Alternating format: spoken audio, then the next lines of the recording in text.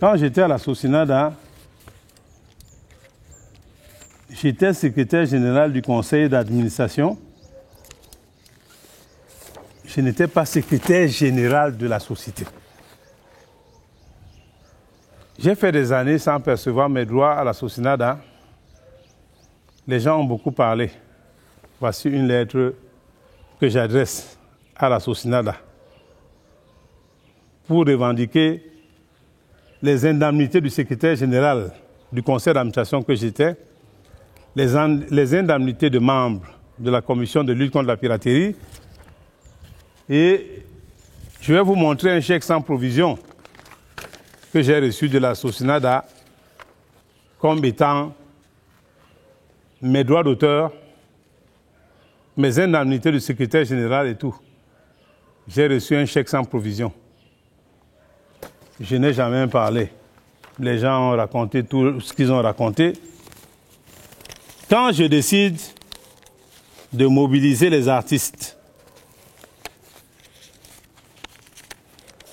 pour soutenir le président, c'est à la suite de cette lettre que le président Paul Biya, qui est encore vivant, m'adresse. Je n'ai jamais rendu cette lettre-là publique, dans laquelle il m'invite. Il se réjouit que je sois à ses côtés et m'invite à mobiliser les artistes de ma trempe. Il n'a pas dit les artistes du quartier. Il a dit les artistes de ma trempe. Et je les ai mobilisés pour soutenir le président. J'ai entendu depuis quelques jours que j'ai insulté le président. J'ai dit ci, j'ai dit ça. Malheureusement, ces personnes n'ont jamais apporté la preuve de leurs allégations. Et je continue de leur dire à tous que je n'ai aucun problème avec son Excellence, Monsieur le Président de la République. Je vis un certain nombre de choses depuis un moment. Le seul problème que j'ai, je commencerai par dire que si mon père a été fâché de ce que je lui ai adressé ma lettre de démission, qu'il m'en excuse. J'étais arrivé à bout. Je lui avais déjà adressé plus de 170 lettres dans lesquelles je me plaignais de ma situation. Il m'a reçu à 3 reprises. Et pour le Douala que je suis, il y a un adage qui dit « Et yala moto ndeye moto ». Comme il a des Douala tout autour de lui, ils lui traduiront parce que je ne voudrais plus que ma conversation avec lui, qui est une conversation de fils et de père, soit publique. Il demandera aux Douala qui sont autour de lui ce que je dis par « Yala moto ndeye moto ». Moi, je considère que Paul Biya a été élu président national du RDPC et président de la République. Ce qui veut dire que quand il donne un ordre, l'ordre doit être suivi des faits s'il a des collaborateurs. Mais lorsque les collaborateurs font feu de tout bois pour que les propos qui sont mobilisés depuis un moment contre le président trouvent leur fondement, puisqu'il y a une certaine opposition qui dit que ce n'est plus le président qui dirige le pays, et que ses propres collaborateurs du parti et du gouvernement confortent ces derniers, le fils que je suis, élevé dans la dignité et l'honneur, n'a jamais été complice de ce qui arrive au président. Qu'est-ce que le président avait dit à la suite du Premier ministre? Le président adresse ses instructions-ci au trésorier payeur général du RDPC. Il dit « Je vous demande de payer la facture afférente aux dites prestations et de lui rendre compte. » Il ne dit pas à Grégoire Ona, ni à Majo, ni à quelqu'un d'autre que « Allez ouvrir vos enquêtes ». Il donne l'ordre de payer et de lui rendre compte qu'on a payé. Eux, ils décident que Paul Biya n'est plus le président, comme certains gens le disent. Donc, ils s'asseyent sur les instructions. Mais avant le président de la République, il y a d'abord eu le premier ministre chef du gouvernement de l'époque. Jules Doré Ndongo, qui était le secrétaire général des services du Premier ministre, est encore vivant. Le Premier ministre leur dit que la tournure que prend cette affaire, puisqu'ils m'ont tous vu en campagne avec les artistes, la tournure que prend cette affaire n'honore pas le Cameroun ni notre parti. Trouver une solution, même à l'amiable, à cette affaire. Donc le Premier ministre donne l'ordre. Ils disent « hang ». Le président ordonne de payer. Ils disent « hang ». Doumba Joseph Charles, qui était le secrétaire général de l'époque, qui était l'ordonnateur des dépenses, ordonne. Ils estiment que toutes ces personnes n'ont pas qualité, n'ont pas pouvoir. Moi, je suis un régalien. Avant que je n'en arrive à cette situation, ils ont commencé à supprimer et à suspendre le syndicat camerounais des musiciens. Comme je suis juriste de formation, j'ai regardé tous les textes de loi et j'ai vu qu'il y a violation de l'article 4 de la Convention 87, signée par El Hadj Amadou Ahidjo, président de la République du Cameroun. J'ai saisi le Bureau international du travail. Au moment de rendre la décision, parce que le Cameroun avait envoyé des avocats qui se sont rendus compte qu'ils sont en train de perdre. Ils ont saisi le Premier ministre. Le Premier ministre a saisi Mbela Lejeune, ministre actuel des Relations extérieures, parce qu'il est savoir comme moi, pour me saisir, pour qu'on trouve un arrangement à l'amiable. On a saisi, on a fait l'arrangement à l'amiable. J'ai donné l'ordre pour que l'affaire arrive à son terme. Comme j'étais associé dans la plainte avec la Fédération internationale des musiciens, la Fédération internationale des musiciens leur a écrit qu'elle va ordonner de retirer l'affaire pour qu'on ne publie pas dans les banques des Nations Unies que le Cameroun a été condamné. Ils avaient pris la décision de me rembourser tous les frais que j'avais engagés, notamment puisque chaque fois je partais du Cameroun pour Genève, donc je n'y allais pas à pied. Je payais des billets d'avion, je payais des avocats que je déplaçais, que je logeais. Je leur ai adressé la présente lettre qui a été déchargée par le secrétaire général des services du Premier ministre pour leur dire que face à la mauvaise foi manifeste du gouvernement, qui après le retrait de la procédure, après avoir été notifié du retrait, ne tient plus à ses engagements. Voici la lettre déchargée par Fouda Séraphin.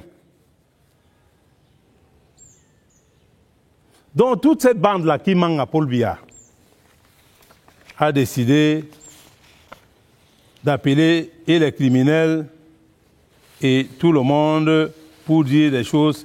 Ils ont dit dernièrement que je n'ai pas de revenus au Cameroun, je n'ai rien, je n'ai rien. Voici le dernier chèque que je reçois de l'entreprise Dangote. D'un montant d'1 million et quelques, sur le contrat total qui était de 75 millions. J'ai bien voulu leur faire comprendre que je ne suis pas là. Et plus précisément, j'avais déjà quitté le milieu de la musique et le 5 novembre 2013, par la présente lettre qui est déchargée à la direction de la sécurité présidentielle, telle que vous voyez ici. J'ai informé le président de la République que je n'ai pas su faire partager ma vision de l'intérêt général aux artistes camerounais et afin que je ne serve plus de fonds de commerce et que ma prise de décence permette le retour de la sérénité dans le monde de la culture Cameroun, je cède l'ensemble de mes droits d'auteur, des droits sur mes œuvres exploitées au Cameroun, au Centre des handicapés de Touguébé. Voici les documents, je parle avec des documents. Ils ont raconté ce qu'ils ont raconté. J'ai pris sur moi, j'ai laissé. J'ai entendu beaucoup de choses ces derniers jours qui m'ont poussé à me dire que si je ne parle pas, je vais mourir, les Camerounais ne sauront pas. C'est pour ça que vous voyez depuis qu'ils parlent de leurs affaires de droits d'auteur et autres, je ne suis plus là. Puisque la dernière fois que je contribue aux droits d'auteur dans ce pays, Mme Amatoutou m'a réparti les droits. Le dernier qui touche 100 000. Pour la première fois, on a vu 287 artistes toucher chacun 1 million de francs au Cameroun. Ils ont estimé que ce que j'ai fait n'est pas bien. Ça, c'est une main d'écriture du médecin personnel du président qui s'appelle Dr Elé, qui concerne la santé de Doumbia Joseph Charles. Mais comme Doumbia est décédé et que je me réclame être son disciple, je ne vous donnerai pas le contenu. Voici des documents de la signature du président. Parce qu'ils ont dit que, pour certains, ils ont même dit que je n'étais pas du RDPC. Donc ce qui veut dire que le président du RDPC signe n'importe quoi. Il ne signe pas des choses qui sont à leur niveau. Je veux donc les confondre. En 2007, après la reconstitution du sommet politique, dont j'étais déjà chargé de mission, le président national du RDPC me confirme comme chargé de mission pour la région du littoral. Voici le document. Le président était Bapes. Le chargé de mission principal, vous voyez là, c'est Ndumbé Dikalu Roméo. Comment est-ce que le nom de Ndumbé Dika a fait pour disparaître des listes du RDPC? Comment est-ce que Ndumbé Dika ne s'est pu retrouver nulle part? Et je voudrais vous rappeler que dans l'ordre de cette campagne de 2007, les juristes peuvent le dire et le confirmer. Un acte du président est plus puissant qu'un acte du secrétaire général du comité central. Monsieur Grégoire Ona, dans cette opération de 2007, devait être vice-président ou président d'une sous-commission de suivi. C'est-à-dire que suivre un certain nombre de choses et vous voyez bien ici, Grégoire Ona, dans la structure centrale. Il était à la sous-commission de suivi signée par le secrétaire général du comité central. Ça veut dire que Roméo Dika, nommé par le président national, était protocolairement au-dessus du président de la sous-commission de suivi. Comment est-ce que j'ai fait pour disparaître des listes du RDPC? Je tiens encore ça. J'ai entendu des gens, il y a quelques jours, dire que j'ai vécu en France. Je n'avais pas de loyer, je n'avais pas ci, je n'avais pas ça. Voici les originaux de mes quittances de loyer au 70 rue de Landy. Vous voyez, vous êtes à côté, vous voyez les originaux. Voici mes déclarations de revenus avec le cachet des impôts de France. Au 70 rue du Landy. Voici quand l'assassin m'envoie mon argent au 70 rue du Landy. Je n'étais pas sous couvert de quelqu'un, c'était un Ndumbé Dika lui Roméo, 70 rue du Landy. Voici mon contrat de bail. Je ne veux pas entrer là-dedans parce qu'il y a une dame avec laquelle je vivais à l'époque qui est aujourd'hui mariée, qui ne doit pas être mêlée dans ces affaires. Voici l'original du contrat de bail.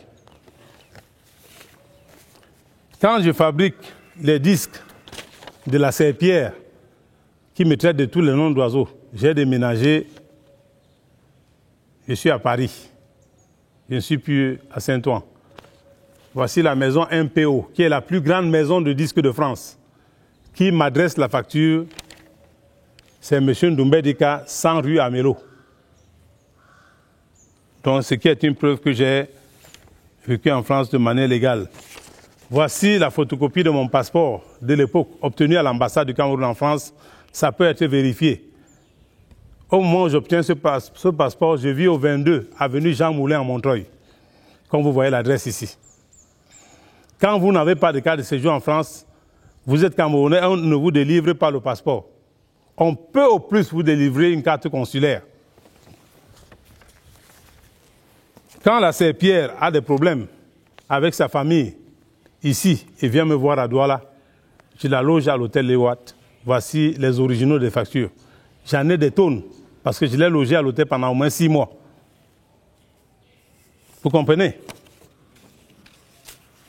Elle a dit que je n'avais pas de contrat, qu'il paraît que c'est une certaine Madame Grenet qui avait payé des trucs qui faisaient, je ne sais pas quoi, la production, n'importe quoi. Premièrement, je voudrais lui rappeler que Madame Grenet, née Ngongi Priva, Ngongi était le chef de Bounadibon. Donc Madame Françoise Grenet, parce qu'elle s'appelait Grenet de son nom de mariage. Son mari était le commandant Grenet de la Camère. Elle s'appelait Cécile Ondobo parce que sa mère est Betty. Elle a à un moment donné fait du théâtre avec Grégoire Ona. Quand Grégoire Ona s'essayait au théâtre, mais il n'avait pas de talent. Donc il n'a pas pu aller un peu plus loin. Voici le contrat d'enregistrement et de coproduction que ma société Roméo Dika DRI a avec Essimo Production de Madame Grenet pour produire la Sœur-Pierre. Chacun apporte 50% des parts. Voici les documents originaux que je vous présente. Je ne veux pas continuer. J'ai décidé de quitter pour 2 raisons. La première, je rentre, je trouve une très grande personnalité. Je rentre de voyage de manière improvise. Je trouve une grande personnalité dans mon lit conjugal avec elle. Donc je décide de prendre mes distances.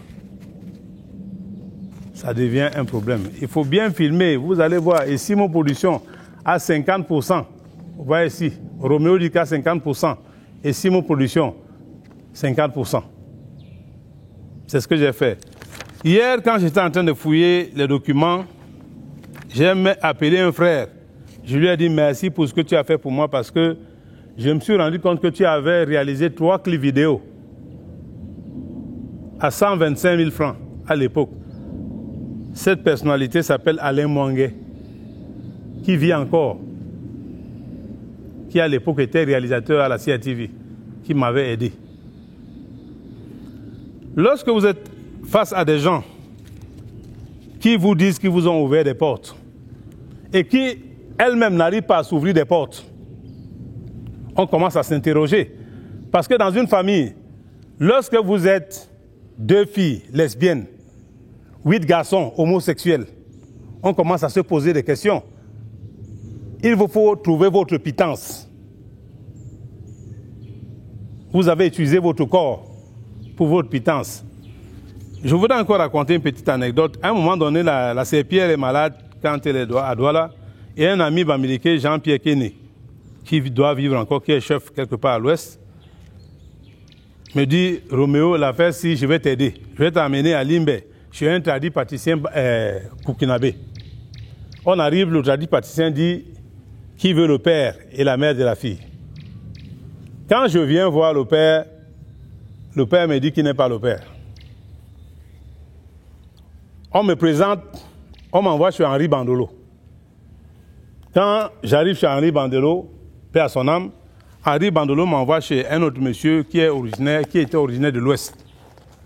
3 pères pour un enfant. 3 actes de naissance.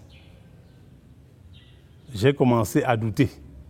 Je ne vais pas vous dire d'autres choses qui sont arrivées chez le tradit pâtissier, où un serpent vert est apparu pour attaquer le tradit pâtissier. Je ne vais pas entrer dans tous ces détails. J'ai été mécontent de voir qu'on utilise la télévision nationale pour me faire insulter, alors que j'ai toujours eu des mots de paix vis-à-vis de Chandongo, parce que j'ai reconnu, comme je vous l'ai dit d'entrée, que la première fois que je passe au Cameroun, dans une chaîne de télévision, quand je viens au Cameroun en 1989, c'est Chandongo qui demande à Alex Stéphane Ewane de me prendre l'attentat week-end du 24 décembre 1989, où on découvre ma chanson « Peut pas arriver plus loin ». On découvre que c'est moi. J'ai toujours eu beaucoup de respect pour Charles Ndongo. Mais ce que j'ai vécu avant-hier avec mes enfants a fait que j'ai eu une déconsidération pour lui. Et quand j'ai appris encore que c'est le cabinet civil qui a fait ça, ça m'a un peu estomaqué. Parce que j'ai connu le directeur du cabinet civil, il faut que Paul Biya le sache, en 1996. C'est la CEPIA qui me l'avait présenté. Je devais les amener en France pour faire l'un des disques qui a beaucoup marché. Quand vacances arrivaient, tout le monde bougeait, oh ya ya, et ce sont mes chansons.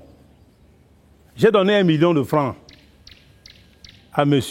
Vondoayolo pour aller faire établir les passeports et obtenir les visas à l'ambassade de France.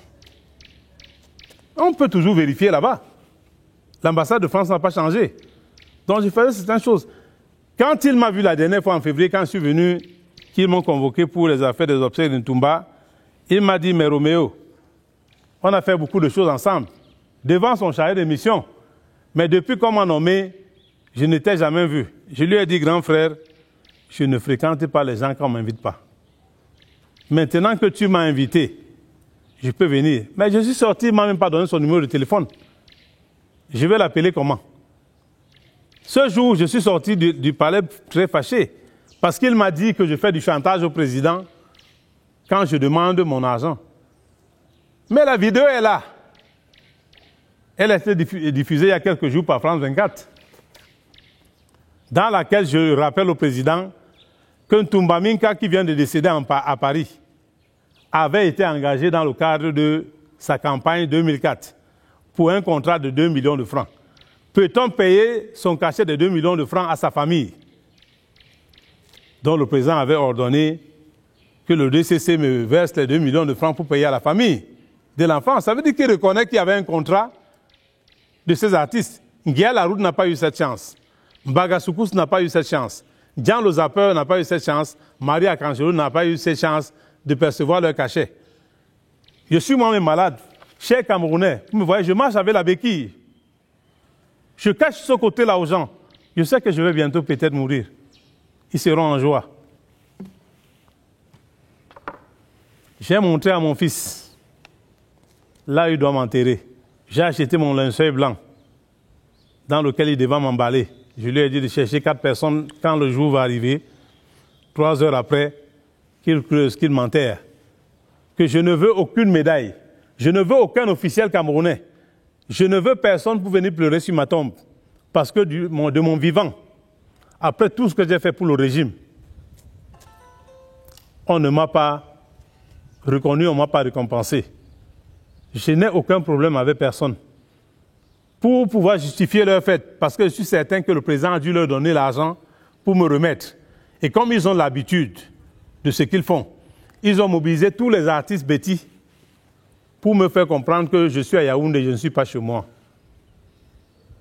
De manière solennelle, je leur annonce que je vais fermer toutes mes entreprises à Yaoundé. Dans les 48 heures, je vais rentrer à Douala, chez moi. Si j'ai une maison, je vais la vendre pour rentrer chez moi à Douala, parce que je croyais que, en lisant la Constitution, il était écrit que chaque Camerounais était chez lui, partout au Cameroun. Mais ce que Grégoire Ounaï Vondoayolo ont organisé avec Charles Ndongo m'a montré que je ne suis pas chez moi à Yaoundé et que je peux rester là un jour, on envoie des gens pour me tuer et m'arracher mes biens.